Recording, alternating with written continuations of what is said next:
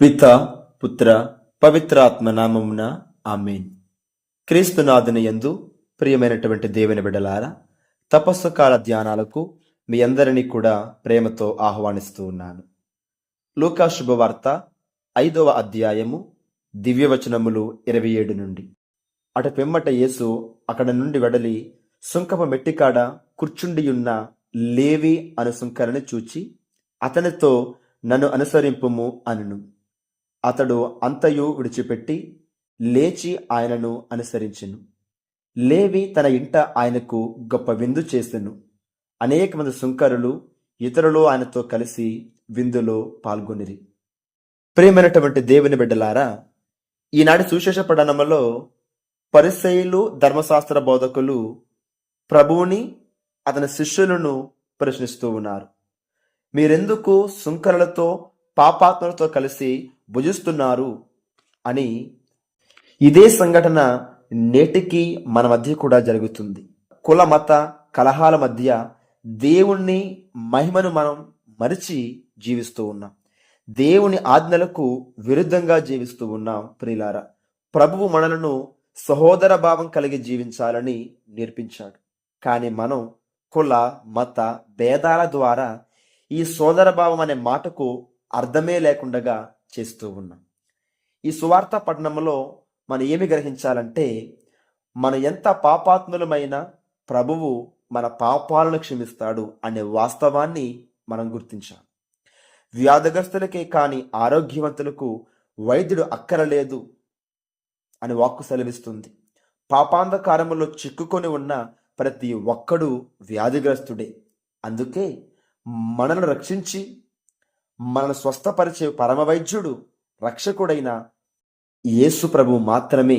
కాబట్టి మనం గాయపడి ఉన్నాం, పాపాంధకారములో ఉన్నాం, మన బ్రతుకులు మరణమై ఉన్నాయి.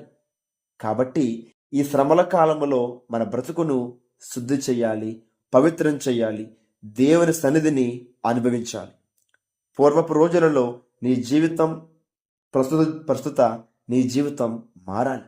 ఆ మార్పు నీవు గ్రహించి దేవుని పాద సన్నిధిలో జీవితాన్ని సమర్పించాలి. లేవి మత్తాయి పరివర్తన చెంది తన సంతోషాన్ని వ్యక్తపరచడానికి విందుని ఏర్పాటు చేశాడు. ఈ విందు ఆ లేవి గొప్పతనాన్ని చాటుతుంది. ఈ విందులో నిజమైన స్నేహం, సహోదర తత్వం, సహోదర భావం, ఆనందం, ఉత్సవం, దేవుని రాజ్యాన్ని గుర్తిస్తూ ఉన్నాయి. లేవి విందును ఆరగించిన క్రీస్తు ప్రభు యొక్క గొప్పతనం, ఔన్నత్యాన్ని మనం తెలుసుకోవాలి. తద్వారా సుంకరులు పాపులకు ప్రభు దగ్గరయ్యి వారి జీవితాలని ప్రభు మార్చాడు. ఇది పరిసయ్యులకు మింగుడు పడలేదు. పాపుల నుండి క్రీస్తు కోరది ఒక్కటే, పాప జీవితాన్ని విడిచిపెట్టి హృదయ పరివర్తనం చెంది దేవుని వైపు తిరగాలని క్రీస్తు ప్రభువు కోరుతూ ఉన్నాడు. ఎందుకంటే యెహెజ్కేలు గ్రంథము 33వ అధ్యాయం 11వ వాక్యములో ప్రభు అంటున్నాడు, దుష్టుడు చనిపోవటం వలన నాకు సంతృప్తి కలగదు. దుష్టుడు తన మార్గము నుండి వెనకకు మరలి బ్రతుకుట వలన నాకు సంతోషము కలుగునని ప్రభు కోరుతూ ఉన్నాడు. ప్రియులకు దేవుని బిడ్డలారా, ఈరోజు మనం కూడా దుష్టులుగా ఉన్నా, పాపాత్ములుగా ఉన్నా మనం అలాగే ఉండిపోవాలని ప్రభు కోరుకోడు. మన జీవితము నుండి, ఆ పాపాంధకారము నుండి, ఆ పాపము నుండి తిరిగి మనం బయటకు వచ్చి రక్షకుడిని యేసును గుర్తెరిగి ఆ రక్తములో కడగబడి పరిశుద్ధులుగా, పవిత్రులుగా మారాలని దేవుడు కోరుతున్నాడు. కనుక మనందరం కూడా ఈరోజు ఈ శ్రమల కాలములో, ఈ తపస్సు కాలములో కొన్ని పాపాలని విడిచిపెట్టి ఆ పవిత్రుడైనటువంటి యేసు ప్రభువుని అనుసరించి మన జీవితాలను పావనం చేసుకుందాం.